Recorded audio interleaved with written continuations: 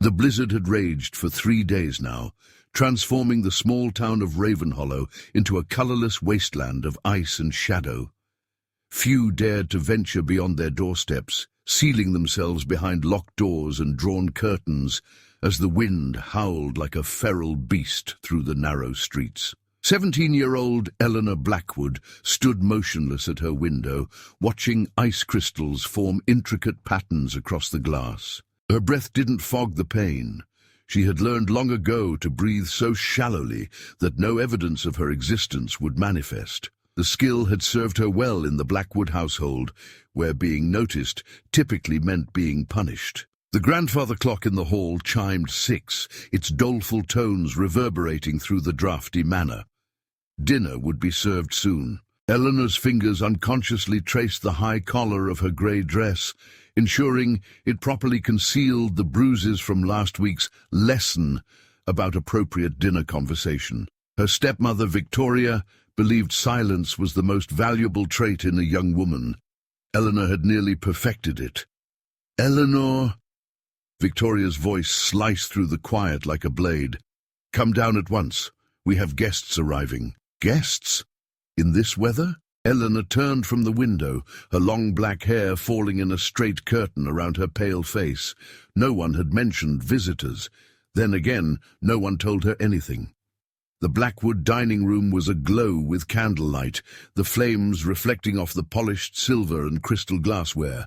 Eleanor's father, Magistrate Richard Blackwood, stood by the fireplace in conversation with 2 men she had never seen before. One was elderly, with a meticulously trimmed white beard and spectacles that caught the firelight.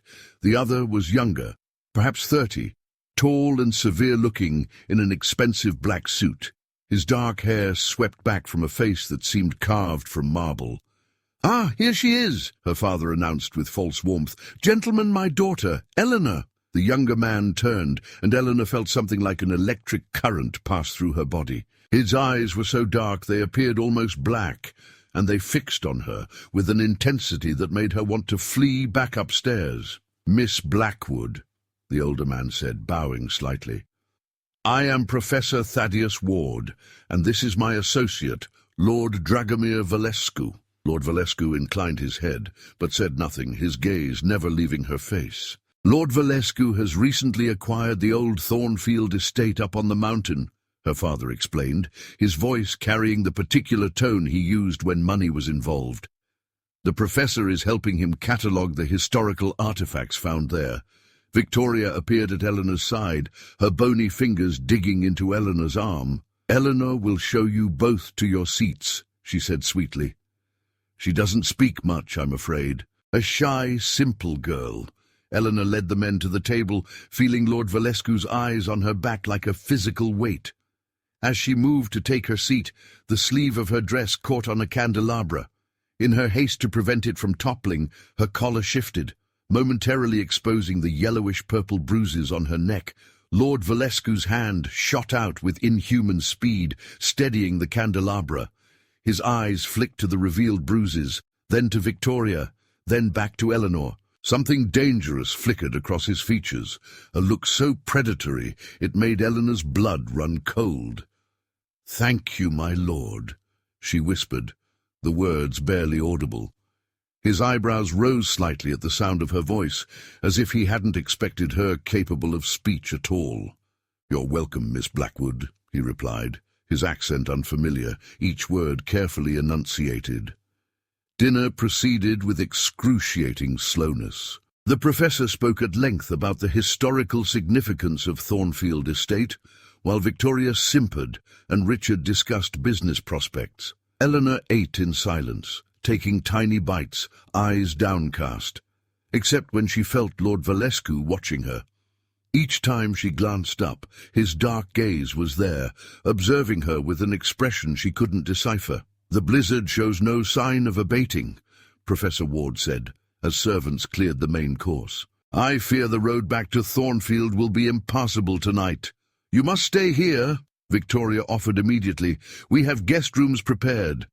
Eleanor's stomach tightened. Victoria never prepared rooms without purpose. "Most kind," Lord Valescu said, his deep voice resonating in the quiet room, though I would not wish to impose. "Nonsense!" Richard boomed. "Eleanor, after dessert, show our guests to the East Wing rooms." Later, as Eleanor led the men up the grand staircase, Professor Ward chatted amiably about the manor's architecture. Lord Valescu remained silent, but Eleanor could feel his presence behind her like a shadow with substance.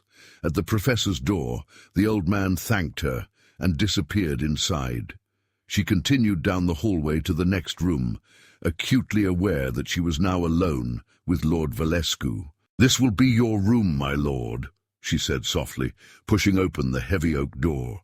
Instead of entering, he remained in the hallway, studying her face. "The marks on your neck," he said finally, his voice low. "Who put them there?" Eleanor's hand flew to her collar. I fell. Do not lie to me." His tone wasn't angry, but it carried such authority that Eleanor found herself responding truthfully before she could stop herself. "My stepmother believes in strict discipline." His expression darkened. "And your father allows this?" "My father sees what he wishes to see," Eleanor replied, surprised at her own candor. Lord Valescu nodded slowly. "I know something of such blindness." He stepped closer, and Eleanor fought the urge to back away. "There is something unusual about you, Miss Blackwood. Something familiar." A clock chimed in the distance, breaking the strange tension. "I should go," Eleanor murmured, retreating a step. "Good night, my lord." She hurried down the corridor, feeling his eyes on her until she turned the corner. That night, Eleanor dreamed of blood-red snow and a darkness that breathed. She woke to raised voices from her father's study. "You cannot be serious, Richard," Victoria was saying, her voice shrill with anger. "She's barely more than a child. She's 17, and Lord Valescu has offered a sum that would save us from ruin," her father replied wearily. "The business is failing, Victoria. This is our only option." "But marriage, to him, there's something unnatural about that man." Eleanor froze, her heart pounding in her chest. "Marriage! To Lord Valescu!" She pressed her ear to the wall, straining to hear more. "His lineage is impeccable, his wealth vast," Richard continued. "Eleanor will want for nothing." "And what of our arrangement with the Wilsons? Their son has been expecting." "James Wilson cannot save us from bankruptcy. Lord Valescu can. It's decided." Eleanor slid down the wall to the floor, her mind spinning. They were selling her like livestock, like property, to a man she had just met. A stranger with eyes like midnight and a presence that terrified and fascinated her in equal measure. No, she would not accept this fate. In the pre-dawn darkness, Eleanor packed a small bag with her mother's locket, a change of clothes, and the little money she had saved. The blizzard still raged outside, but she would rather die in the snow than be traded like chattel. She crept through the silent house and out the servants' entrance, immediately assaulted by the biting cold. The snow was deeper than she'd anticipated, nearly to her knees in places. She forged ahead, head bent against the driving snow, with no destination in mind beyond away. The town was silent and dark as she passed through, no one stirring in the early morning storm. Once beyond Ravenhollow's boundaries, she followed the main road, hoping it would lead to the next town over, where she might find work as a housemaid or laundress. The cold seeped through her inadequate coat, numbing her fingers and toes. The wind drove icy needles into her exposed face. Still, Eleanor pressed on, each step taking her farther from a life of silent servitude and abuse. As the grey light of dawn began to filter through the clouds, Eleanor realized she had wandered off the road. Disoriented by the swirling snow and increasingly numb from cold, she had no idea which direction to go. Trees loomed around her like sentinels, their branches heavy with snow. Her legs began to fail her, each step requiring more effort than the last. When she stumbled and fell into a drift, she found she lacked the strength to rise again. A curious warmth began to spread through her body, replacing the bitter cold. Some distant part of her mind recognized this as a dangerous sign, but she couldn't bring herself to care. As consciousness began to slip away, Eleanor thought she saw movement among the trees, a large, dark shape approaching through the snow. A wolf, perhaps, come to end her suffering quickly. She closed her eyes, accepting whatever fate awaited her. "Foolish girl," a familiar accented voice murmured, seemingly right above her. Strong arms lifted her from the snow, cradling her against a chest that radiated impossible heat. "What were you thinking, wandering into a blizzard?" Eleanor forced her eyes open to find Lord Valescu's face inches from her own, his expression a mixture of anger and concern. "How did you find me?" she stammered, her voice weak. "I followed your scent," he replied matter-of-factly, as if this were a perfectly normal ability. He began walking, carrying her as effortlessly as if she were made of air. "You're nearly frozen. I need to get you warm." "Please," Eleanor managed through chattering teeth. "Don't take me back there." His stride didn't falter. "I have no intention of returning you to that house of cruelty." Relief washed over her, quickly replaced by confusion. "Where then?" Lord Valescu looked down at her, his dark eyes reflecting the grey morning light. "To Thornfield, to safety." Eleanor wanted to question him further, but exhaustion claimed her. As she drifted into unconsciousness, cradled against the unnatural warmth of his body, one final disturbing thought crossed her mind. Lord Valescu had tracked her through a blinding snowstorm by following her scent. What manner of man could do such a thing? When Eleanor next opened her eyes, she was lying in an enormous four-poster bed, surrounded by crimson velvet curtains. A fire roared in a stone hearth, larger than her entire bedroom at home, casting dancing shadows across unfamiliar walls, lined with ancient tapestries. She sat up slowly, expecting pain or stiffness, but finding none. Her frozen clothes had been replaced with a silk nightgown of deep burgundy. The realization that someone had undressed her sent a flush of heat to her cheeks. "You're awake." "Good." Professor Ward appeared at her bedside, his kind eyes crinkling with relief. "You gave us quite a scare, my dear." "Where am I?" Eleanor asked, though she already knew. "Thornfield Estate.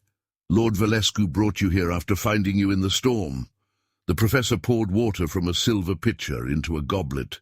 "You're fortunate he found you when he did. Another hour in that cold, and we would be having a very different conversation." Eleanor accepted the water gratefully, her throat parched. "How long have I been asleep?" "Nearly 2 days. The human body requires time to recover from such trauma." The way he said human body struck Eleanor as odd, but before she could question it, the bedroom door swung open. Lord Valescu entered, his tall frame filling the doorway. He had exchanged his formal attire for a white shirt open at the collar and black trousers. The effect was no less intimidating. "Leave us, Thaddeus," he said, his eyes fixed on Eleanor. The professor bowed slightly and exited, closing the door behind him. Lord Valescu approached the bed slowly, as if concerned he might frighten her. "How do you feel?" "Better," Eleanor replied, clutching the silk coverlet to her chest. "Thank you for saving my life." He inclined his head. "I could hardly leave you to freeze." He paused, studying her face. "Though I confess I'm curious why you fled in the first place." Eleanor lowered her gaze. "I overheard my father and stepmother discussing your proposal." "Ah," a single syllable, heavy with meaning.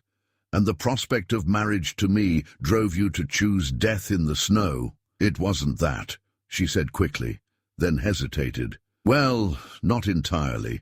I don't know you, my lord. And I've seen what becomes of women who are traded into marriage for financial gain." Lord Valescu's lips curved into what might have been a smile. "Wise beyond your years."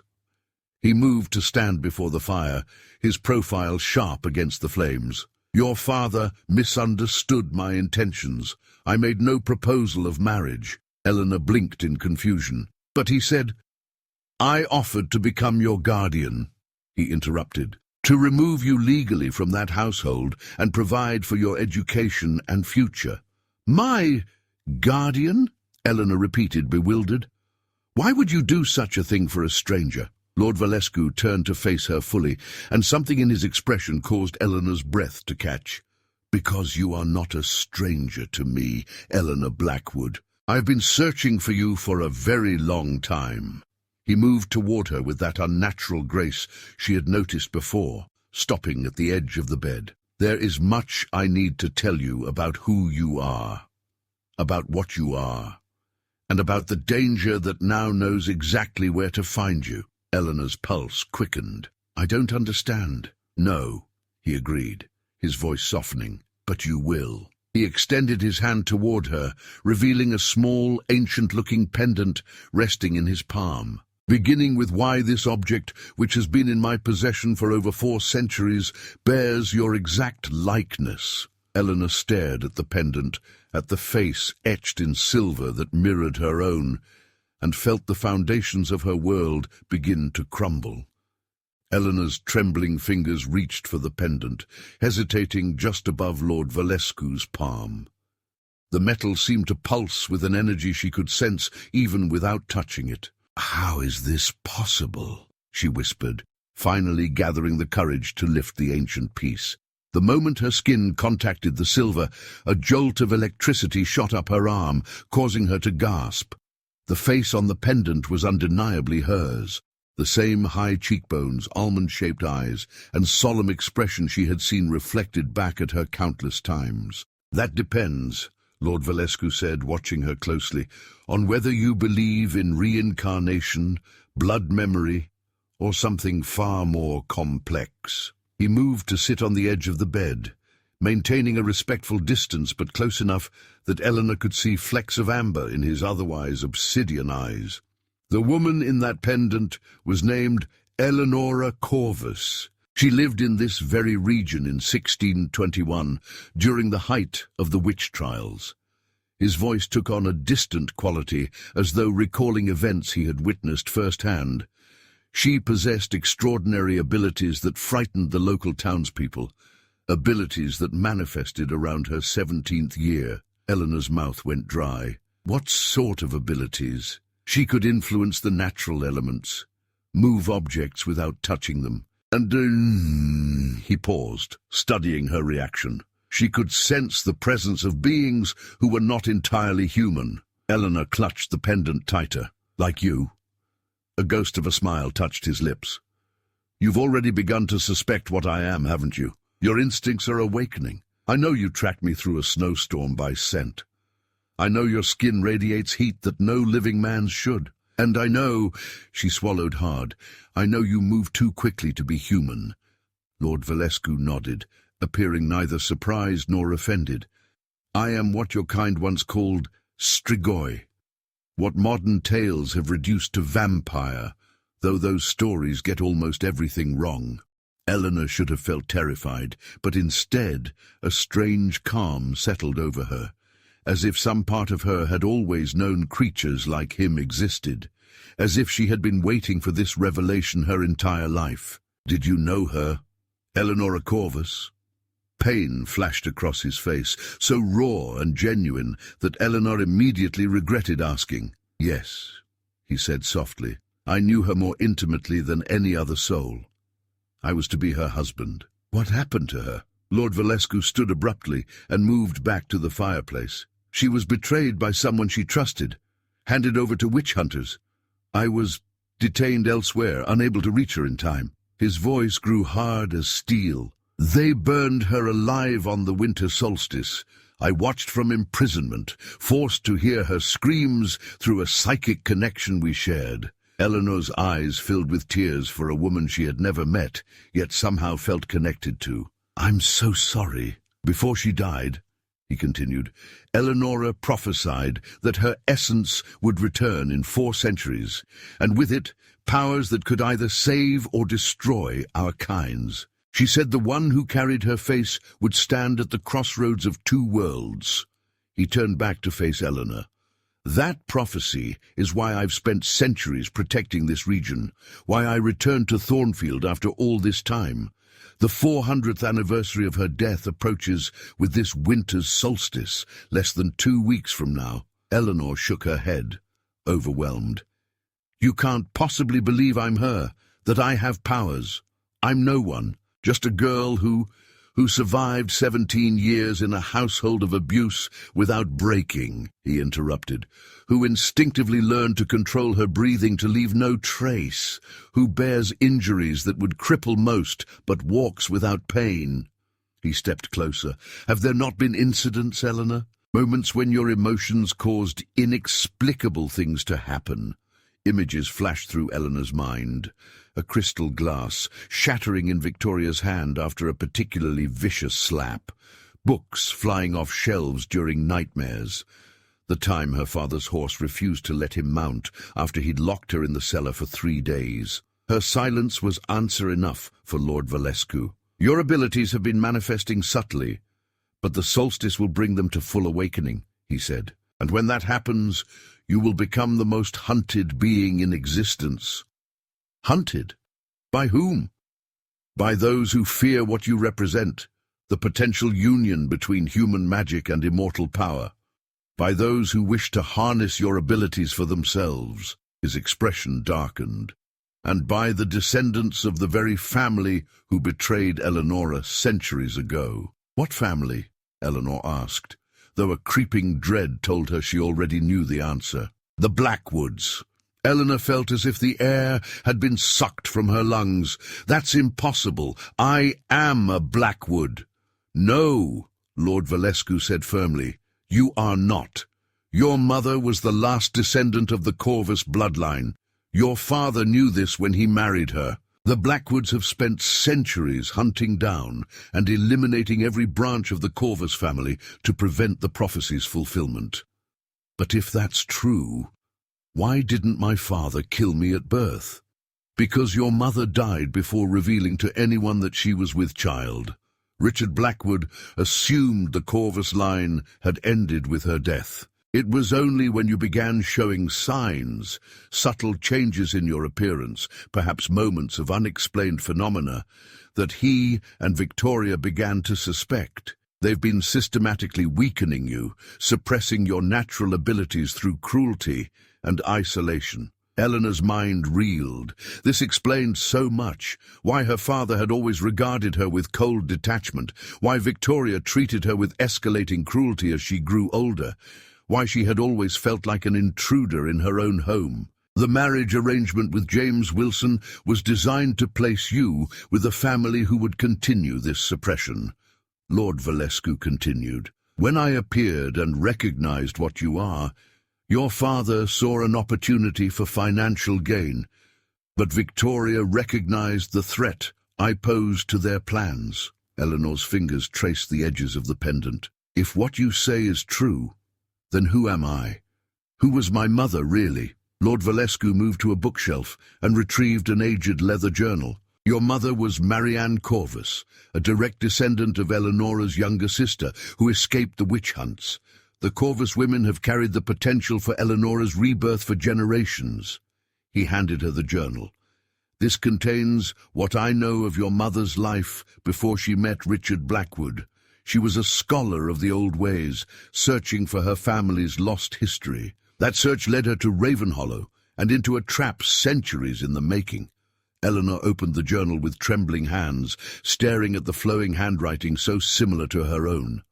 Pages of research, sketches of ancient symbols, pressed flowers, and personal entries about strange dreams and unexplained phenomena filled the book. Her throat tightened when she found a sketch of the pendant she now held. She never knew what Richard was, Lord Valescu said softly. By the time she discovered his true nature, it was too late. The Blackwoods have specialized in appearing charming and trustworthy to lure in their prey. A knock at the door interrupted them. Professor Ward entered, his face grave. "Dragomir," he said urgently, "we have visitors approaching. The Blackwoods, accompanied by James Wilson and several men from town." Lord Valescu cursed under his breath. "They've come for her sooner than I anticipated." He turned to Eleanor. "They cannot take you, not when you're so close to your awakening. The danger is too great." Fear gripped Eleanor's heart. "What do they want with me?" "To prevent the prophecy from fulfilling itself," Professor Ward answered. The solstice is when your powers will fully manifest. If they can kill you before that happens, the cycle is broken forever. Kill me? Eleanor echoed, her blood turning to ice. My own father wants to kill me. Richard Blackwood is not your father, Lord Valescu said firmly, and he has wanted you dead since the moment of your birth. The only reason you've survived this long is because killing you would have raised too many questions. Now, with the solstice approaching, their desperation outweighs caution. Another voice joined them, a woman's, low and melodic. They're claiming she's mentally unstable and ran away during a delusional episode. They have a doctor with them who's prepared to commit her to an asylum. Eleanor turned to see a striking woman with copper-colored hair standing in the doorway. Her eyes were a startling amber that seemed to glow in the firelight. Eleanor, this is Lydia, Lord Valescu said. She's like me, but with talents more suited to intelligence gathering. The human term is spy, Lydia said with a slight smile. They've rallied half the town with stories about your supposed dangerous delusions. The magistrate carries significant weight, and James Wilson's family owns most of the businesses in Ravenhollow. People are all too willing to believe their claims. Eleanor's mind raced. She couldn't return to the Blackwoods, not now that she knew the truth. But where could she go? What could she do against the combined forces of her supposed family and the town's most powerful citizens? As if sensing her thoughts, Lord Valescu moved to the window. We need to buy time, at least until the solstice. Once your powers manifest fully, you'll be able to defend yourself. But that's nearly 2 weeks away, Eleanor protested. How can we possibly evade them for so long? Thornfield has secrets even the Blackwoods don't know about, Professor Ward said, moving to the fireplace. Passages built centuries ago to protect those hunted during the witch trials. He pressed a particular stone in the hearth, causing a section of the wall to slide open with a soft grinding noise. Beyond it lay a narrow stone passageway lit by phosphorescent fungi that cast an eerie blue glow. These tunnels run beneath the entire mountain, Lord Valescu explained. They connect to a network of caves that only those of my kind can navigate safely. The sound of horses and voices drifted up from outside. They were running out of time. Lydia will guide you through the tunnels to our sanctuary deeper in the mountains, Lord Valescu said. Thaddeus and I will deal with our visitors. Eleanor clutched the journal and pendant to her chest. What will you tell them? That you were indeed here but left yesterday for the railway station in the next county, Lydia answered. Meanwhile, Dragomir will ensure they're sufficiently intimidated to think twice about searching the property too thoroughly. Eleanor hesitated, suddenly reluctant to leave Lord Valescu's side. Something about the idea of separation filled her with inexplicable dread. Will you join us later? His expression softened almost imperceptibly. As soon as it's safe to do so. But first, I must convince them to look elsewhere for you. Lydia approached with a bundle of clothing. Change quickly. What you're wearing is too impractical for where we're going. Minutes later, Eleanor had exchanged the silk nightgown for sturdy wool trousers, a thick sweater, and leather boots that fit her perfectly. She wondered fleetingly how they had such items in her size, but pushed the question aside as more urgent matters took precedence. Take this, Lord Valescu said, pressing a small dagger into her hand. The hilt was silver, etched with symbols matching those in her mother's journal. It belonged to Eleonora. It may help focus your abilities if they begin to manifest before I reach you. Their fingers touched during the exchange, and Eleanor felt that same electric current race through her. Lord Valescu's eyes widened slightly, suggesting he had felt it too. The connection is strengthening, he murmured. The closer we get to the solstice, the more your essence recognizes mine. Before Eleanor could ask what he meant, shouting erupted from the entrance hall below. Go, Lord Valescu urged. Trust Lydia. Trust yourself. Lydia took Eleanor's arm, guiding her toward the secret passage. At the threshold, Eleanor turned back one last time. Lord Valescu, Dragomir, he corrected gently. My name is Dragomir. Dragomir. she repeated, the name feeling strangely familiar on her tongue. Thank you for finding me. Something flashed in his dark eyes, an emotion so profound it made Eleanor's heart constrict.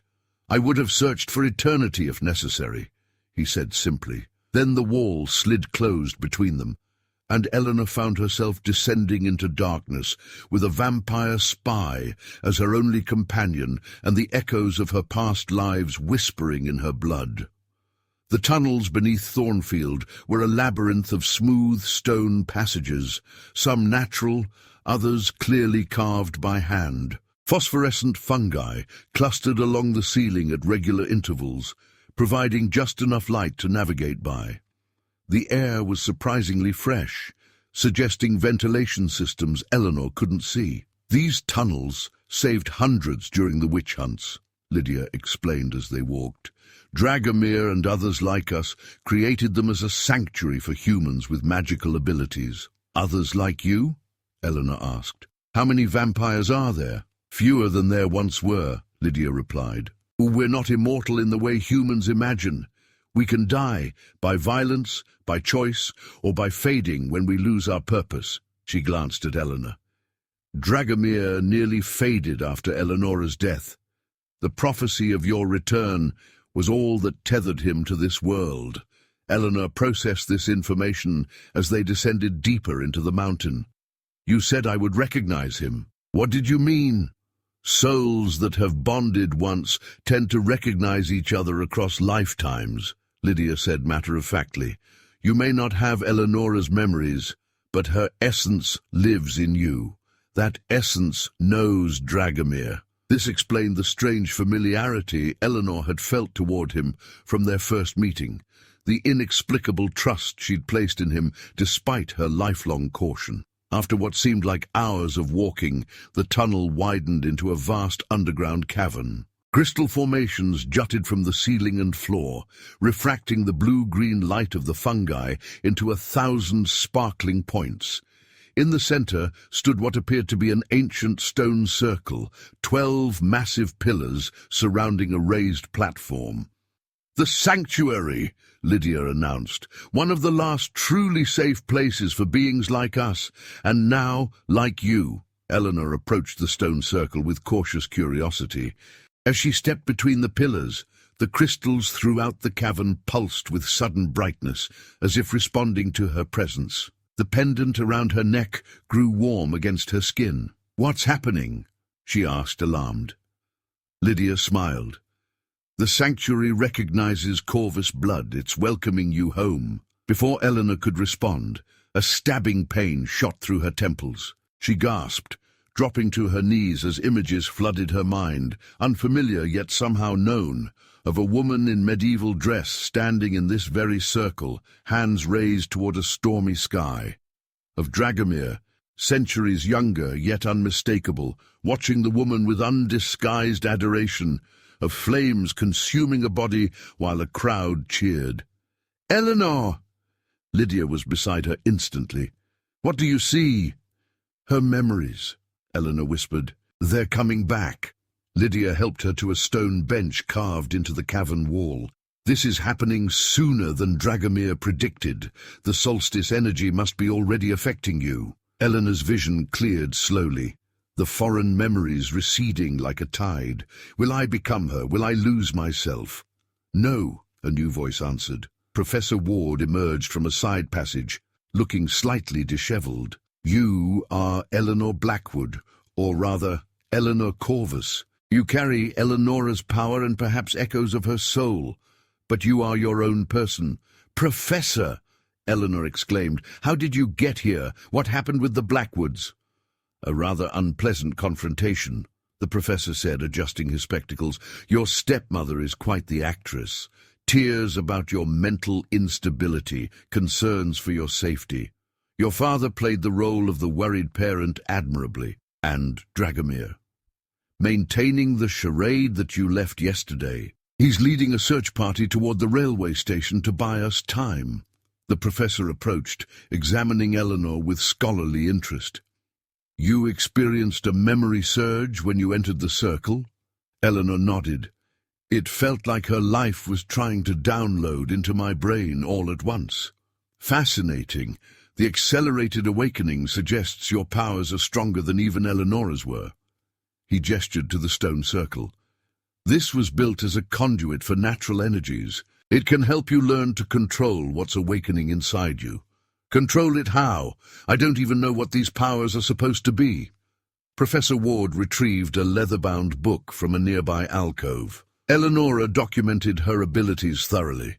We'll start with the basics, focusing your energy, sensing the elements, protecting your mind from invasion. Eleanor frowned. Invasion? The Blackwoods employ individuals with psychic abilities, Lydia explained. It's how they've tracked Corvus descendants for centuries.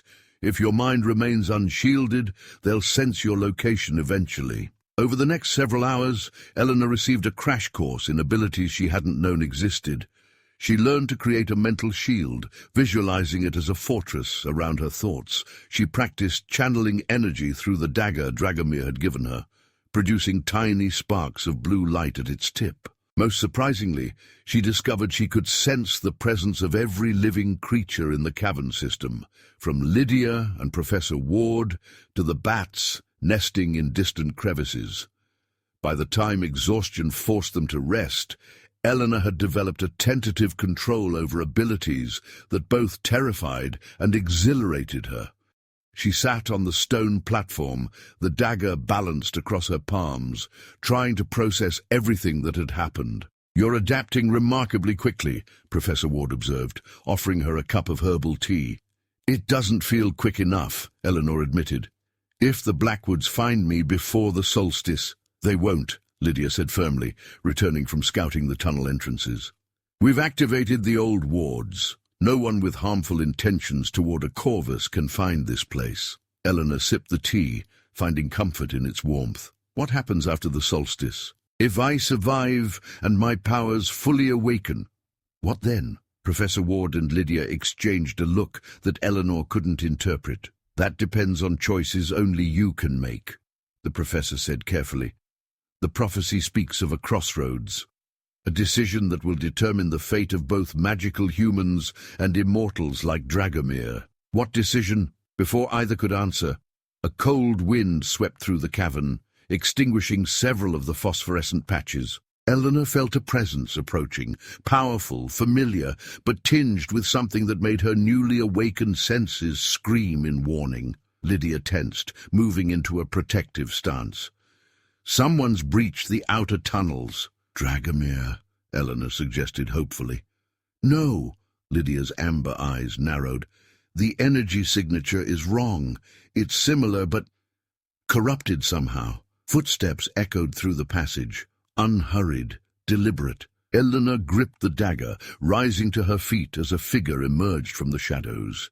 He resembled Dragomir so closely they could have been brothers, the same aristocratic features and imposing height.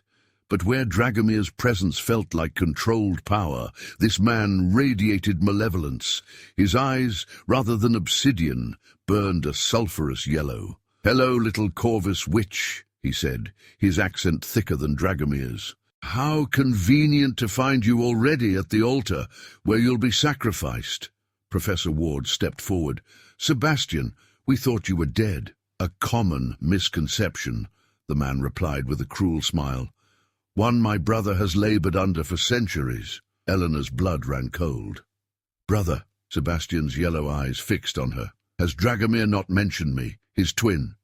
The one who actually succeeded in binding Eleonora's power before she died?" He tisked disapprovingly. "So many secrets he keeps from you, little witch. Don't listen to him," Lydia warned, moving closer to Eleanor. "Sebastian betrayed both Dragomir and Eleonora centuries ago." "Betrayal is such an ugly word," Sebastian countered. "I merely recognized an opportunity, as I do now." He took a step toward Eleanor. "The Blackwoods have served their purpose in weakening you. Now it's time you served yours." Eleanor raised the dagger, channeling energy as she'd practiced. Blue light crackled along the blade. "Stay back." Sebastian laughed, a sound like breaking glass. "Oh, she's already learning tricks. Delightful. But you should know, little witch, His form seemed to blur, and suddenly he stood directly before her, moving faster than her eyes could track.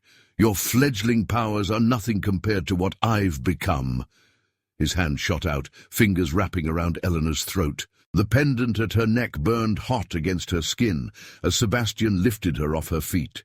"The solstice approaches," he hissed, his yellow eyes boring into hers. "And this time, the Corvus power will be mine." Behind Sebastian, Eleanor could see Lydia launching herself at him, only to be thrown against a pillar with a sickening crack. Professor Ward began an incantation, ancient words that made the air vibrate, until Sebastian gestured casually, and the old man crumpled to the ground, blood trickling from his nose. As darkness crept into the edges of Eleanor's vision, she felt something stir inside her, not Eleonora's memories this time, but a power more primal. The pendant against her skin pulsed once, twice, then unleashed a blast of energy that sent Sebastian staggering backward. Eleanor dropped to the ground, gasping for air. The dagger in her hand hummed with energy she hadn't consciously summoned. When she looked up, Sebastian was watching her with a mixture of surprise and delight. "The awakening accelerates," he murmured. "Perfect. More power for me to harvest when the time comes." He backed toward the tunnel entrance. "Tell my dear brother I look forward to our reunion. After all these centuries, the three of us will finally complete what began on the pyre where Eleonora burned." With those chilling words, Sebastian vanished into the shadows, leaving Eleanor trembling with fear and a terrible realization. The enemy she faced was far more dangerous than the Blackwoods could ever be, and Dragomir had no idea his brother was coming for them both. Eleanor scrambled to Lydia's side, where the vampire was struggling to her feet, a deep crack running across her porcelain-like face. The injury seemed to be slowly closing itself, but Lydia's amber eyes remained unfocused. "Sebastian shouldn't have been able to find this place," Lydia whispered, her voice strained.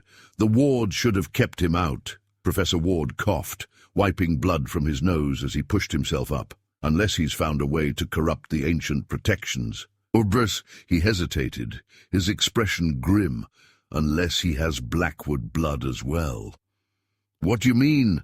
Eleanor asked, helping the professor to a stone bench. "The sanctuary recognizes bloodlines," Ward explained. "If Sebastian has somehow mixed his essence with Blackwood blood, he might appear to the wards as both predator and protector, creating a loophole." The implications chilled Eleanor to her core. Sebastian had spoken of harvesting her power, of completing what began on Eleonora's pyre. Whatever he planned, it involved the approaching solstice and the full manifestation of her abilities. "We need to warn Dragomir," she insisted, turning toward the tunnel entrance. "If Sebastian finds him first, Dragomir can handle himself," Lydia interjected, though her tone lacked conviction. "Our priority must be preparing you for what's coming. You're the focal point of everything, Eleanor. But I don't even understand what's expected of me." Frustration and fear made Eleanor's voice rise. The pendant around her neck pulsed in response, and several nearby crystals cracked. She took a deep breath, trying to center herself. "I'm sorry. I feel like I'm drowning in expectations I can't possibly fulfill." Professor Ward placed a weathered hand on her shoulder. "You're not alone in this, my dear. The burden is great, but so is your strength, even if you haven't fully discovered it yet." Eleanor nodded, trying to take comfort in his words, but Sebastian's visage lingered in her mind, those sulphurous eyes so full of malice, yet housed in a face so similar to one she was growing to trust, to care for. "Tell me about Sebastian and Dragomir," she said finally. "The full truth, not just pieces." Lydia and the professor exchanged looks, before Lydia sighed and gestured for Eleanor to sit. The twins were turned in 1503, during a time of great upheaval between our kind and humans with magical abilities. Lydia began. "They were nobles in life, trained as warriors. In death, they became something more, protectors of the balance between worlds. For nearly a century, they worked in harmony, creating sanctuaries like this one. Then they encountered Eleonora Corvus, Professor Ward continued. She was unique, a human whose magical potential exceeded anything they'd seen before. Dragomir fell in love with her, while Sebastian became obsessed with her power. He believed that by binding himself to her life force, he could transcend the limitations of even vampire existence. Eleanor's fingers traced the pendant's edge. What happened? Sebastian attempted a ritual to siphon Eleonora's magic during the winter solstice of 1620. Dragomir stopped him, but not before Sebastian had already created a partial bond with her. In revenge, Sebastian revealed Eleonora's nature to the witch hunters, ensuring they would find her. Lydia's voice grew quiet. He imprisoned Dragomir using blood magic, forcing him to watch Eleonora's execution from afar. The fire should have destroyed Sebastian's partial bond, Professor Ward added. We believed it killed him. But it appears he found a way to preserve that connection, and now, with you approaching your full awakening, he's returned to complete what he started. Eleanor tried to process this horrific history. But what exactly does he want from me? The Corvus bloodline carries unique power, Ward explained. At the peak of the solstice, that power will fully manifest in you. If Sebastian completes the binding ritual he began with Eleonora, he could absorb that power entirely, killing me in the process. Eleanor concluded quietly. Neither contradicted her. There must be a way to stop him, she insisted. There is, Lydia said cautiously, but it requires... A sudden gust of wind swept through the cavern, and Eleanor felt a presence approaching, powerful, but wounded. Unlike Sebastian's corrupted energy, this presence felt like a storm barely contained, familiar and desperately needed.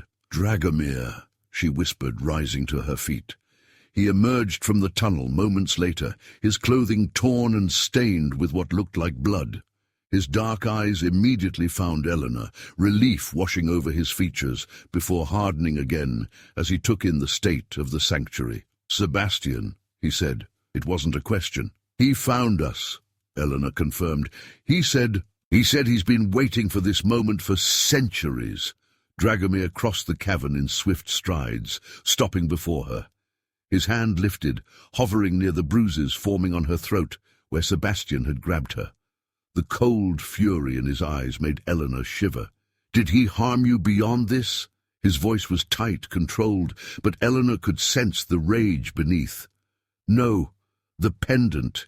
It protected me somehow. She touched the silver disc. It pushed him back when he tried to take me. Dragomir's eyes fell to the pendant, something like recognition flashing across his face. It contains a fragment of Eleonora's power, a safeguard she created in her final moments. His jaw clenched. But it won't hold Sebastian at bay for long, not as the solstice approaches. What happened at Thornfield? Professor Ward asked, approaching them. The Blackwoods are working with Sebastian, Dragomir cut in. They've been his pawns for generations, though I doubt they realize the true extent of his plans. They believe he'll simply remove Eleanor's powers, not consume her entirely. Eleanor felt suddenly lightheaded. My father, Richard, he knows. He's known all along what you are, Dragomir confirmed grimly. The abuse, the isolation, it was all deliberate, designed to weaken your natural defenses and keep your powers dormant until they could be harvested. The betrayal cut deeper than Eleanor had expected. Despite everything, some childish part of her had still hoped that her life with the Blackwoods contained some genuine affection, some tiny scrap of familial love. Now even that illusion was stripped away. We need to leave this place, Dragomir continued. Sebastian knows the tunnel system as well as I do. This sanctuary is no longer safe. Where can we go? Eleanor asked. If the Blackwoods control the town and Sebastian can track us through the tunnels... There's one place, Dragomir said, his expression solemn. The ruins of the original Corvus home. It stands on a convergence of ley lines, natural channels of magical energy. There, your powers will be at their strongest. And Sebastian's, Lydia pointed out. Yes, Dragomir acknowledged. But it's also where Eleonora created contingencies even Sebastian doesn't know about. He turned to Eleanor. It's a risk, but our best chance. Eleanor squared her shoulders. Then we go there. The journey through the mountain was arduous. They traveled deeper into the tunnel network, through passages so narrow they had to proceed single file, and chambers where underground streams had to be crossed on slippery stone bridges. All the while, Eleanor felt her awareness expanding. She could sense the energy flowing through the mountain, could feel the presence of small creatures in the walls, could even detect the faint traces of Sebastian's corrupted essence lingering in places he had passed. Your abilities are developing rapidly, Dragomir observed as he helped her across a particularly treacherous section. You're beginning to sense the world, as Eleonora did. Eleanor nodded, still adjusting to her heightened perceptions. It's overwhelming. Everything feels connected, like a web I can almost see. That's the natural energy that flows through all things, Dragomir explained. Most humans are blind to it. Those with Corvus blood can not only sense it, but manipulate it. Is that what Sebastian wants? This ability to manipulate energy? Dragomir's expression darkened. Sebastian wants power without limitation, something even vampires are bound by.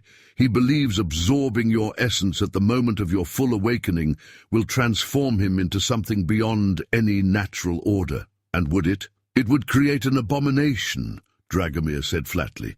A being with no checks on its power, no balance. It would upset the equilibrium between all realms. They continued in silence for a time, Eleanor processing this information. Finally, they reached what appeared to be a dead end, a smooth wall of black stone, veined with silver. The boundary between worlds, Professor Ward explained, noting Eleanor's confusion. Beyond this point, we leave the human realm and enter what some call the between. Another dimension? Eleanor asked, awed and terrified at once. More like a fold in reality, Lydia clarified, a place where the physical world and the spiritual one overlap. The original Corvus homestead was built at such a convergence point, allowing your ancestors to draw on energies from both realms. Dragomir placed his palm against the black stone, which rippled like water at his touch. Only those of Corvus blood, or those invited by them, may pass freely, he said, turning to Eleanor. You must grant us entry. Eleanor hesitated. How? Place your hand on the stone and will it to admit us? Dragomir instructed. Your intention is the key. Eleanor stepped forward, pressing her palm against the cool surface. The stone felt strangely alive beneath her touch, pulsing with an energy that resonated with her own. She closed her eyes, visualizing the barrier opening, permitting her companions to pass safely. The stone beneath her hand grew warm, then hot. When she opened her eyes, the solid wall had transformed into a shimmering curtain of darkness, shot through with streaks of silver light. Well done, Dragomir murmured. Now we pass through together. He took her hand in his, the contact sending that now familiar current of electricity up her arm. Whatever you see on the other side, don't let go. Eleanor nodded, clutching his hand tightly as they stepped forward into the rippling darkness. Passing through the boundary felt like moving through thick syrup while simultaneously falling through open air. Colors and sensations assaulted Eleanor from all sides, fragments of memories not her own, whispered voices in languages she didn't recognize, flashes of places that couldn't possibly exist. For one terrifying moment, she felt herself beginning to dissolve, her very being unraveling at the seams. Then Dragomir's hand tightened around hers, his presence an anchor in the chaos. Focus on who you are, his voice commanded in her mind. Hold on to your essence. Eleanor concentrated on her identity, not just her name and history, but the core of who she was, her resilience, her quiet strength, her capacity for wonder even after years of cruelty. She visualized these qualities as a light within her, growing brighter until it formed a protective shell around her consciousness. The disorientation passed. Eleanor felt solid ground beneath her feet again, and the roiling sensations subsided. She opened eyes she hadn't realized she'd closed. They stood in a forest clearing dominated by the ruins of what must once have been a grand stone house. Only portions of the walls remained standing, covered in climbing roses despite the winter season. At the center of the ruins, a perfect circle of white stones gleamed in the fading daylight. But it was the sky that captured Eleanor's attention. A violet expanse where two moons hung side by side, one silver, one a deep crimson. The Between, Dragomir confirmed, following her gaze. A realm where time flows differently and natural laws bend. It's beautiful, Eleanor breathed, taking in the impossible landscape. Beyond the clearing, forests of trees with luminescent bark stretched toward mountains that seemed to float above the horizon. And dangerous, Lydia cautioned, scanning their surroundings with alert eyes. We're exposed here until we can establish new protections. Professor Ward was already moving toward the stone circle, retrieving items from his pack, candles, small pouches of herbs, a silver bowl. The solstice is tomorrow night in the human realm, he called over his shoulder, but here it's already beginning. We have little time to prepare. Eleanor approached the ruins, drawn by something she couldn't articulate. As she neared the remnants of the main entrance, her pendant grew warm against her skin. Symbols carved into the stone doorway began to glow with a soft blue light, responding to her presence. The house recognizes you, Dragomir said, coming to stand beside her. This was the original Corvus dwelling, built over 1,000 years ago when the boundaries between realms were more permeable. Eleanor touched the ancient stones, and a flood of images washed over her. Generations of women with her face, practicing arts beyond human understanding. Children playing in gardens where plants responded to their laughter. Rituals conducted under skies filled with dancing lights. My family, she whispered, tears forming in her eyes. They lived between worlds. They were guardians of the balance, Dragomir confirmed, neither fully human nor fully other, but bridges between realities. The pendant pulsed again, more insistently. Eleanor found herself drawn to a specific section of the ruins, what might have been a study or library. Among the collapsed stones, a small chest remained intact, its surface etched with the same symbols that adorned the pendant. Eleanor's chest, Dragomir said softly. We could never open it after her death. Eleanor knelt before the chest, the pendant growing almost painfully hot now. Acting on instinct, she pressed the silver disc against a matching indentation in the chest's lock. There was a click, followed by a hiss of long trapped air as the lid creaked open. Inside lay a leather-bound grimoire, its pages yellowed with age, but preserved by magic that Eleanor could now sense. Atop it rested a letter sealed with wax bearing the Corvus Raven sigil. With trembling fingers, Eleanor broke the seal and unfolded the parchment. The handwriting was eerily similar to her own. To my future self, she read aloud, her voice catching. If you are reading this, then Sebastian's betrayal has come to pass, and I have perished by fire as my dreams foretold. But fire cannot destroy what we are, only transform it. Dragomir moved closer, his expression a mixture of pain and wonder as he heard Eleanor's words spoken in Eleanor's voice. The power he seeks cannot be taken by force, she continued. It can only be given freely or born into. You are both, my essence born anew, and the rightful inheritor of what I safeguarded. The grimoire contains the truth of our lineage and the ritual to either bind or banish what comes through the veil during the solstice. Eleanor looked up at Dragomir. What does that mean? What comes through the veil? Before he could answer, the ground beneath them trembled. The red moon overhead pulsed, its crimson light intensifying. From the professor's circle came a shout of alarm. Something's wrong, Ward called. The boundary! It's weakening prematurely. Lydia appeared beside them in an instant. Sebastian, she said grimly. He's forcing the convergence ahead of its natural time. He's using Blackwood blood to corrupt the balance. Eleanor clutched the grimoire to her chest. How? How could he do that? The answer came not from her companions, but from a new voice, familiar and terrifying. "With the proper sacrifice, little witch," Sebastian said, stepping out from between two standing stones. In his grasp, struggling weakly, was Victoria Blackwood, her elegant clothes torn and bloodied.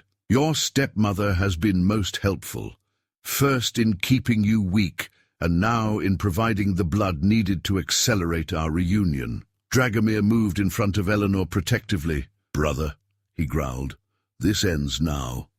Sebastian smiled, revealing fangs longer and more jagged than Dragomir's.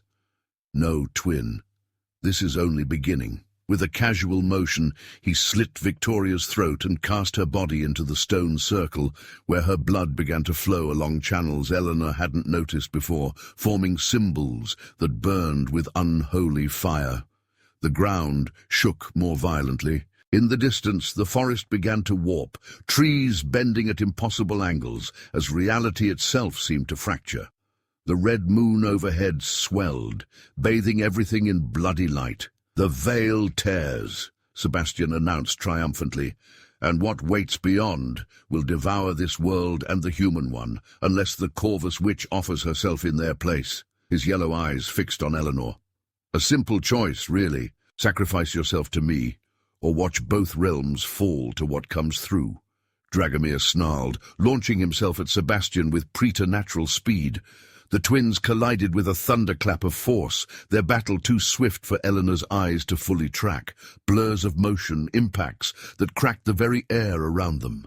Eleanor opened the grimoire with shaking hands, desperately scanning its pages for answers. The ancient text seemed to shift before her eyes, transforming from archaic symbols to words she could understand as her connection to Eleonora's knowledge deepened. There, a ritual of binding, designed to repair tears in the veil. But it required something Eleanor wasn't sure she possessed, the fully awakened power of a Corvus witch at the solstice peak. The red moon reached its zenith. The tear in reality widened, and through it, Eleanor glimpsed something that defied comprehension. Vast, shifting entities of shadow and light, tentacles of pure energy reaching toward the opening. Ancient hunger pulsed from beyond the breach. Sebastian flung Dragomir against a stone column with enough force to shatter it. The elder twin crumpled, momentarily stunned. "Time runs short, little witch," Sebastian called to Eleanor, advancing toward her. "The old ones come. Only you can close the door, by giving your power to me, or by dying as it fully awakens. Choose." Eleanor clutched the grimoire to her chest, her mind racing. The ritual required power she hadn't yet fully accessed, but waiting for the true solstice peak might be too late. She looked to Dragomir, who was struggling to rise, his eyes meeting hers with an intensity that transcended words. In that moment of connection, Eleanor understood what she had to do. Not what Eleonora had done, not what anyone expected of her, but something uniquely her own choice. She stepped into the stone circle, her bare feet touching the ground where Victoria's blood had formed ancient symbols. The pendant at her neck blazed like a star, responding to the convergence of energies. "I am Eleanor Corvus," she declared, her voice carrying power that surprised even her. "Guardian of the veil, protector of the balance." She opened the grimoire to the ritual page, holding it before her like a shield. "And I will not be sacrificed or consumed." Sebastian's face contorted with rage. He lunged toward the circle, only to be repelled by a barrier of blue light that sprang up around Eleanor. The pendant's energy had created a protective sphere, buying her precious seconds. Eleanor began the incantation, ancient words flowing from her lips as if she had spoken them 1,000 times before. With each phrase, the symbols beneath her feet glowed brighter, and she felt power rising within her, not just Eleonora's legacy, but something that had always been hers, waiting to be recognized and claimed. The veil tear pulsed, widening further. Tendrils of otherworldly energy reached toward her, drawn by the power building in her blood. Sebastian circled like a predator, seeking any weakness in her protective barrier. You cannot complete the ritual without the final element, he taunted, the sacrifice of your mortal self to your power. Are you prepared to die, as Eleonora did? Eleanor faltered, her concentration wavering. Was that true? Did the ritual require her death? He lies. Dragomir's voice came weakly from beyond the circle. He had risen to his knees, blood streaking his face. The sacrifice is not of life, but of limitation. Not death, but transformation, Sebastian snarled, diving at his wounded brother with murderous intent. As they clashed again, Eleanor returned to the incantation, understanding flowing through her with each word. The ritual didn't demand her death. It required her to surrender her purely human nature and fully embrace what she truly was, a bridge between worlds. The power built within her, reaching a crescendo that threatened to tear her apart. The protective barrier around her fluctuated as she struggled to contain the energy coursing through her veins. Beyond the circle, Dragomir and Sebastian fought with the accumulated hatred of centuries, their supernatural strength reducing ancient stones to rubble. As Eleanor reached the ritual's final words, Sebastian broke free from the fight and hurled himself at her barrier with all his might. The shield cracked under his assault, fractures spreading like spiderwebs across its surface. "Now, witch!" he shouted, his face twisted with triumph and madness. "Your power will be mine!" The barrier shattered. Sebastian's clawed hand reached for Eleanor's throat, but stopped inches from her skin, held back by some invisible force. Eleanor stood transfixed, the grimoire clutched to her chest, her eyes now glowing with the same blue light that emanated from the symbols beneath her feet. "No," she said, her voice overlaid with echoes of all the Corvus women who had come before her. "This power was never yours to take." The red moon overhead reached perfect alignment with its silver twin. The solstice peak had arrived in the between, and with it the full awakening of Eleanor's heritage. Energy surged through her, no longer threatening to consume her, but instead flowing through channels she now understood had always existed within her being. The tear in the veil pulsed once more, the entities beyond it pressing against the weakened boundary between worlds. Eleanor raised her hands toward the breach, channeling the accumulated power of her bloodline, of the solstice, of the converging ley lines beneath the Corvus ruins. "I close what has been opened," she intoned. "I mend what has been torn." Streams of blue-white energy poured from her palms toward the veil tear, beginning to stitch the ragged edges together. Sebastian screamed in rage, struggling against the force that held him immobile. "If I cannot have your power," he howled, "then none shall." With a supreme effort he broke free of the invisible restraint, but instead of attacking Eleanor, he lunged for Dragomir, who had collapsed against a stone pillar, weakened from their battle. Eleanor saw Sebastian's intent too late, saw the ritual dagger he had concealed, now aimed at Dragomir's heart. Her concentration faltered, the veil repair momentarily pausing as she cried out in warning. Sebastian's blade plunged downward. Dragomir, too injured to move quickly enough, could only watch as death descended. In that fractured second, as Eleanor's heart seemed to stop in her chest, time itself appeared to stutter. The choice crystallized before her: complete the ritual and save both worlds from the entities beyond the veil, or save the man she was beginning to realize she had loved across lifetimes. The tear widened further. The entities pressed closer. Sebastian's blade fell, and Eleanor made her choice. The world fractured into shards of crystallized time, each moment suspended between breaths. Eleanor existed in the center of this fractured reality, power coursing through her unlike anything she had ever known. In this suspended instant, she saw everything with perfect clarity. The entities pressing against the veil, hungry for entry, Sebastian's blade descending toward Dragomir's heart, the unfinished ritual that would seal the tear between worlds, and most importantly, the threads of destiny that connected them all. "No," she whispered, and the single word rippled across the between like thunder. Eleanor did not choose between the worlds and Dragomir. She refused the premise of the choice itself. with one hand still directed toward the tear, maintaining the partial seal she had created. She reached with her other toward Dragomir and Sebastian. The pendant at her throat blazed with blue-white fire, its light enveloping her completely as she channeled power through both arms simultaneously. Sebastian's blade froze a hair's breadth from Dragomir's chest, suspended by Eleanor's will. The yellow-eyed twin snarled, struggling against the invisible force that held him immobile. "Impossible," he hissed. "No Corvus has ever wielded enough power to maintain the ritual while performing a second working."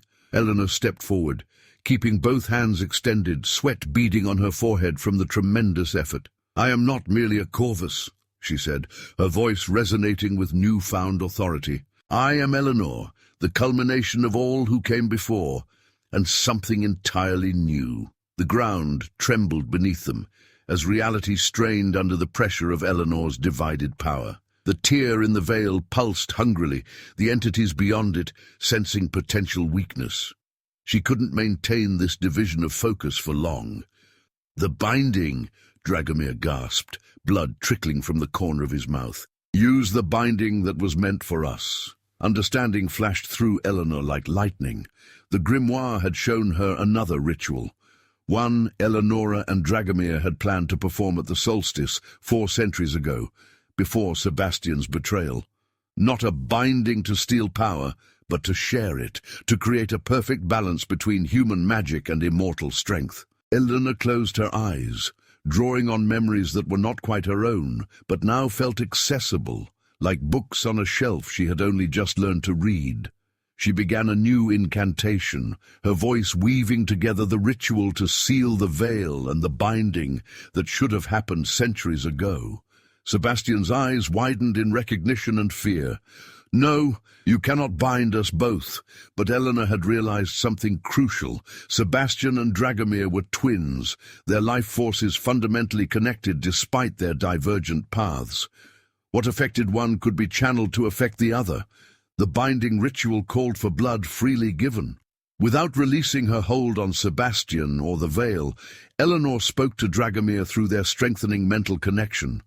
"Your blood, freely given, can complete both rituals. Are you willing?" Dragomir's dark eyes met hers, centuries of pain and hope contained in his gaze. "For you, across all lifetimes, yes." With tremendous effort, he raised his hand to the wound Sebastian had inflicted during their battle and pressed his bloodied palm to the stone beneath him. The crimson liquid flowed along ancient channels carved into the circle's foundation, counteracting the corrupted blood magic Sebastian had initiated with Victoria's sacrifice. "Blood freely given, not taken," Eleanor intoned, "life offered in service to balance, not power." The stones of the circle began to glow with the same blue-white light as Eleanor's pendant. The energy flowed through the blood channels, creating a network of light that surrounded all three of them. Sebastian thrashed against Eleanor's hold. "You cannot bind me against my will. The ritual requires consent." "I'm not binding you to me," Eleanor replied calmly. "I'm binding you to what you once were, to the guardian who protected the balance before obsession corrupted you." Understanding dawned in Dragomir's eyes. The twin binding, not to enslave, but to restore. The red moon overhead began to align perfectly with its silver counterpart, their combined light bathing the circle in an otherworldly glow. The solstice reached its absolute peak, and Eleanor felt the full potential of her heritage unfurl within her like a flower blooming in accelerated time. With this final surge of power, she completed both rituals simultaneously. Toward the tear in the veil, she directed a concentrated beam of pure Corvus energy, stitching reality back together with threads of her own essence. The entities beyond recoiled, their reaching tentacles dissolving as the boundary between worlds reasserted itself. Simultaneously, the binding ritual culminated in a blinding flash as the network of light contracted, drawing Sebastian and Dragomir into its center. The twins were lifted from the ground, suspended in midair as ribbons of energy, silver from Dragomir, corrupted gold from Sebastian, intertwined between them. "What have you done?" Sebastian screamed, his voice distorting as the magic took hold. "What Eleonora would have done," Eleanor answered. Restored balance. The contrasting energies between the brothers began to equalize. Dragomir's noble sacrifice, drawing out Sebastian's corruption. Sebastian's raw power tempering Dragomir's weakness. Neither would be entirely what they were before. Both would be transformed. As the last threads of the veil seal closed and the twin binding completed, the combined power released in a concussive wave that threw Eleanor backward. She landed hard against a stone pillar. The grimoire clutched protectively against her chest, the pendant at her throat cooling to a dim glow. Then silence fell across the between. The moons above began to separate, their alignment passing. The solstice peak had ended. Eleanor pushed herself up painfully, surveying the aftermath. The tear in the veil had vanished, leaving only undisturbed twilight sky. The stone circle smoldered with residual energy, its symbols slowly fading back to dormancy. And in its center lay Dragomir and Sebastian, unconscious but breathing, their features subtly altered. Professor Ward and Lydia appeared from where they had taken shelter during the ritual, approaching cautiously. "Extraordinary," the professor murmured, examining the brothers. "I've only read of such a working in theoretical texts. You've balanced them, neither purely good nor evil now, but returned to their original state of potential. Will they remember?" Eleanor asked, her voice hoarse from the powerful incantations. "Will Sebastian still want to destroy us?" Lydia knelt beside the twins, her amber eyes assessing them with centuries of experience. "The binding has reset them, in a sense. Sebastian's memories remain, but the obsession that drove him has been neutralized. He'll need to choose his path anew, as will Dragomir." Eleanor sank to her knees beside Dragomir, gently touching his face. The wounds from his battle were healing already, but something else had changed. The weight of 4 centuries of guilt and grief seemed lifted from his features. His eyes fluttered open, focusing immediately on her. "Eleanor," he whispered, "you chose both." She smiled through tears she hadn't realized were falling. "I refused to accept that saving you meant sacrificing the world, or that saving the world meant losing you. There's always another way for those willing to find it." Dragomir's hand found hers, their fingers intertwining. "You are not her," he said softly. "Not Eleonora reborn. You're something far more remarkable." "I know," Eleanor replied. "I carry her essence, her memories now, but I am myself, shaped by my own life, my own choices." Sebastian stirred beside them, his eyes opening to reveal a significant change. The sulphurous yellow had receded, leaving eyes that matched Dragomir's obsidian depths, though flecked with amber. He sat up slowly, disoriented, then focused on Eleanor with an expression of confused wonder rather than malice. "The hunger," he murmured, sounding bewildered. "The endless hunger for power. It's gone." He looked at his brother. "What did she do to us?" "She restored what was broken," Dragomir answered. "She gave us both a second chance." Sebastian's face crumpled with the sudden weight of centuries of atrocities committed in his quest for power. "I don't deserve it," he whispered. Eleanor regarded him steadily. "Perhaps not, but deserving isn't the point of redemption. What matters is what you choose to do with it." The ground beneath them trembled again, gentler this time, but insistent. "The solstice is passing," Professor Ward warned. "The between will soon become less stable for human presence. We should return while the boundary remains permeable." They gathered themselves quickly. Eleanor collected the grimoire and other Corvus artifacts from the ruins, sensing they would be needed in the days to come. The binding ritual had transformed more than just the twins. She herself had changed. Her consciousness expanded to encompass both her human identity and her Corvus heritage. As they approached the boundary stone that would lead them back to the human realm, Eleanor paused, turning to look one last time at the ruins of her ancestral home, at the twin moons now separated in the violet sky, at the ancient stones that had witnessed so much of her family's history. "We'll return," Dragomir promised, reading her thoughts with the enhanced connection they now shared. "This place is as much yours as the human world." Eleanor nodded, turning back to the boundary. She pressed her palm against the black stone, which rippled more readily now under her touch, recognizing her fully awakened essence. "What awaits us there?" she asked, suddenly remembering the human complications they had left behind. The Blackwoods, the townspeople who had been turned against her. "Justice," Lydia said firmly. "Victoria is dead by Sebastian's hand, but Richard Blackwood and his conspirators remain. They must answer for their crimes. And the town must learn the truth," Professor Ward added, "about the Blackwoods, about what they've done to you and others over generations. The cycle of persecution must end." Eleanor looked at Sebastian, who stood slightly apart, his posture conveying both wariness and resignation. "And him I will atone," Sebastian said before Dragomir could answer. "However long it takes. I cannot undo what I've done, but perhaps I can help prevent others from following my path." Dragomir's expression remained guarded when he looked at his twin, centuries of betrayal not easily forgotten, but he nodded once, acceptance, if not yet forgiveness. Eleanor took a deep breath and led them through the boundary, the transition smoother this time, as her awakened abilities helped her navigate the disorientation.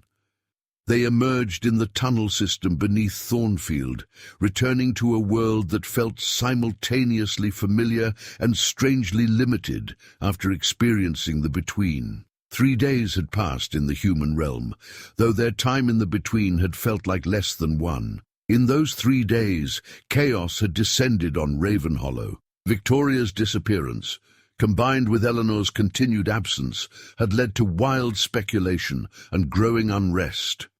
Richard Blackwood had whipped the townspeople into a frenzy, declaring Eleanor a dangerous fugitive who had kidnapped his wife, offering rewards for information on her whereabouts. "He's desperate," Lydia reported after scouting the town in disguise. "With Victoria dead, and his plans with Sebastian in ruins, he knows his crimes may be exposed.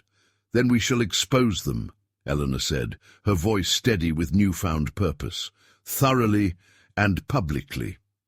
At Eleanor's direction, Lydia retrieved her mother's journal and other evidence of the Blackwoods' generations-long conspiracy against the Corvus line.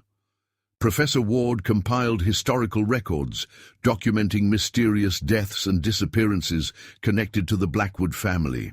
Sebastian, in a gesture of atonement, provided testimony about his manipulation of Richard and his ancestors. When they were ready, Eleanor did not hide or strike from shadows.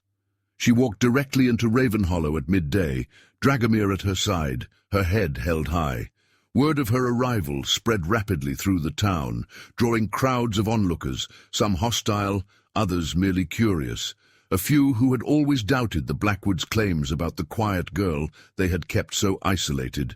Richard Blackwood confronted her in the town square, flanked by James Wilson and several men who had served as his enforcers. His face drained of color at the sight of her, not cowering or running, but advancing toward him with an air of authority he had never seen in his supposed daughter. "Where is my wife?" he demanded, though his voice lacked conviction.